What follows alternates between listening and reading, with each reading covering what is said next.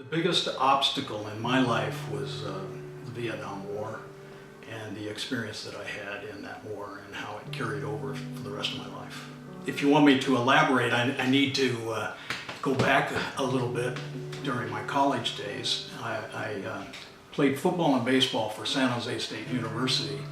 And during that time, this was 1963 through 1967, I was playing football and baseball and not really concerned about this Vietnam that was halfway around the world. It was just something that I wasn't affected by.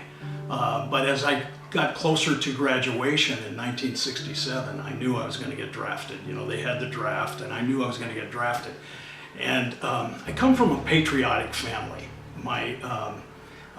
My stepfather was a B-24 pilot, and he got the Distinguished Flying Cross in World War II, and my father served in World War II. My grandfather even served in World War I. So it wasn't a question of me serving my country, it was just a question of I wasn't really anxious about being in combat. So I went down to the recruiter after I graduated from college, and they told me, yes, you can go to Officers Candidate School for the business end of the Army, which would be Adjutant General's Corps at Fort Belvoir, Virginia. Fine, I'll do it. I signed up. And I went to Fort Dix, New Jersey for basic and advanced infantry training. And at the end of the training, they said, you know what, this is 1968. And it was during the Tet Offensive of 1968. And they were losing infantry officers right and left in Vietnam, and they said, you know what, you're all going to go to Infantry Officers Candidate School at Fort Benning, Georgia. And I went, whoa, you know, this isn't in the plan here. I'm a reluctant warrior. I want to serve my country, but I'm not anxious about going into the infantry and serving in Vietnam in the jungles. But I thought, you know, time is on my side. 6 months of OCS, and maybe this war will be over by the time I get out of Officers Candidate School. So I went through this extensive, difficult training. They try to break you. They want to see how much you can handle, how much stress that you can handle, because you're going to be leading men in combat, and that's a situation where you better be under control.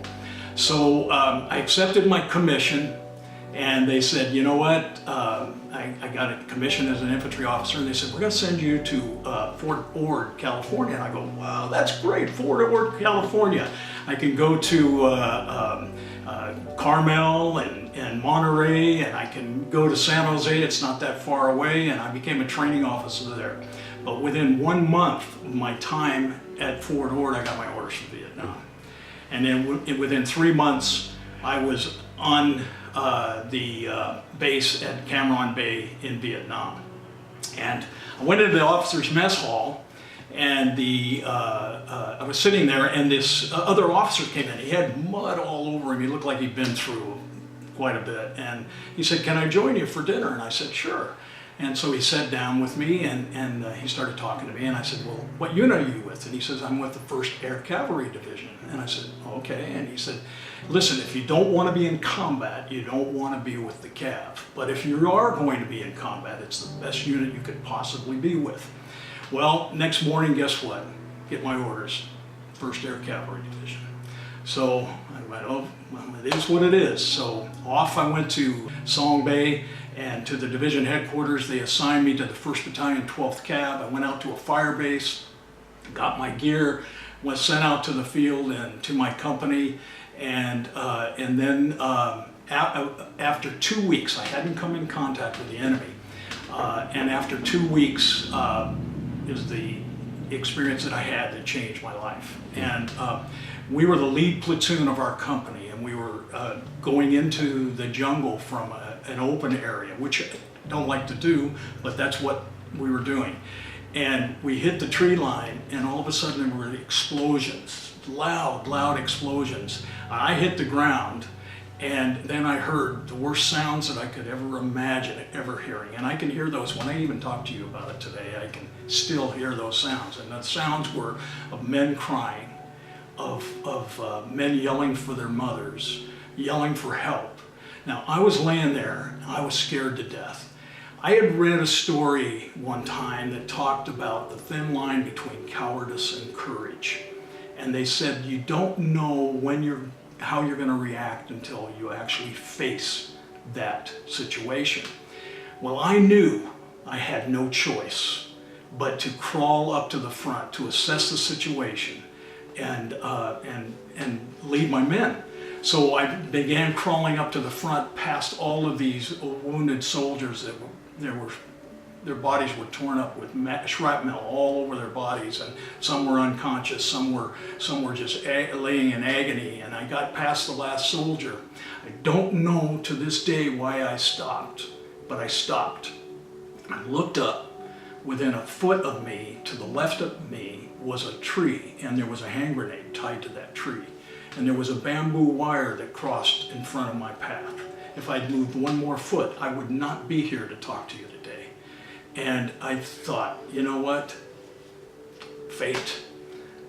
I'm gonna do my job, I'm gonna do my duty, and whatever happens, happens, but it's out of my control. One thing that did happen to me later on, and many Vietnam veterans have been affected this way, is Agent Orange. And I found out in 2009 that I had prostate cancer, and I had to go through another obstacle in my life. I had to decide to have surgery, and I had robotic surgery to remove my prostate, and it was determined that it was from Agent Orange. I know I have pictures of me in the jungle where there was Agent Orange all over the place, the defoliant, and so the government recognizes that as a part of prostate cancer, and so I had to go through that, but that was in 2009. But I've had to live with that, you know, and we never know whether Agent Orange is going to come, you know, is going to come up in a different way later on in your life as well. But you know, one day at a time. It changed my life. I came close a number of times after that to being killed. And in fact, one time I was getting on a helicopter to go out to the field because I had gone to the rear to get some orders, and I'd gone back out to the field, and I was on the helicopter getting ready to go out, and the pilot says, "I'm sorry, we're going to be taking some new soldiers out there called FNGs, but new soldiers out to reinforce a company in the field." And so they said, "Wait for us." Well, the helicopter never came back, and it shot down. And another time, I had just left my platoon. I became the executive officer for the company. Just left my platoon. We had gone into Cambodia, and another platoon leader took over my platoon. And the mortar platoon on the base, for whatever reason, they didn't get the coordinates right, and they fired mortars into the perimeter, into the center of my platoon actually, and killed one of my squad leaders, one of my sergeants, and the platoon leader was seriously injured. And I thought, you know, all of these things are happening, and they're happening for a reason, and I don't know why they're happening and why I avoided it. And when I came home, I thought, you know, something I wanted to, when I was sitting in the jungle, I had got a degree in business, and when I was sitting in the jungle, I thought, you know what, if I go back home, if I make it out of here, and I go home alive, I'm going to make a difference in the lives of others. I need to do that because I felt so strongly about the fact that for some reason I was saved from death in Vietnam. And so I went back to school, got my teaching credential, became a coach of football and baseball, and taught, became a professor, college professor, and all along I also started getting involved in acting, and I felt like acting was another way of expressing myself and having an opportunity to reach others. And I've served with the Freedom Committee of Orange County. We go out to schools and talk to the kids about patriotism, and I've also served as the president of the Vietnam Veterans of America, Chapter 785. Been involved in a lot of things to give back to my community and to express my love of life. I wrote this poem, "Live in the Moment." Live each day, one day at a time, every morning when you get up. You know, there was a movie, Anthony Hopkins, it was called The World's Fastest Indian. And it was an older guy trying to beat the Indian motorcycle, the speed of the Indian Bonneville Salt Flats. And the kid comes running into him and asks him, "Hey, how you doing today?" And he said, "I'm doing great as long as I can stand up vertical." And I've tried to live my life that way, tried to think of life as a one day at a time kind of thing. And in terms of how I was treated when I came home and how Vietnam veterans were treated when we came home, well, we were treated very nicely. We were treated with persecution. We were called baby killers, warmongers. I got to a point where I stopped telling people I was a Vietnam veteran.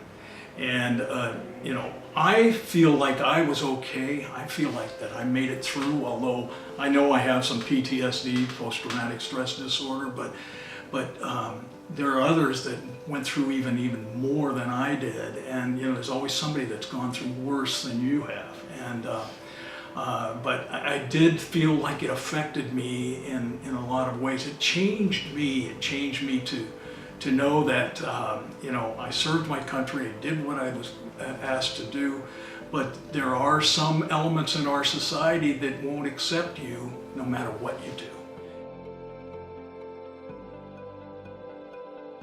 Hey, thanks for watching. I'm Jarrett Martino, and I'm the creator of Inner Warrior, turning pain into positives, and we're creating a tribe of warriors. If you'd like to submit your story for our blog or an upcoming shoot, please email us at stpvoice@gmail.com. We'd love to hear from you. And don't forget to connect with us on social media. Thanks so much.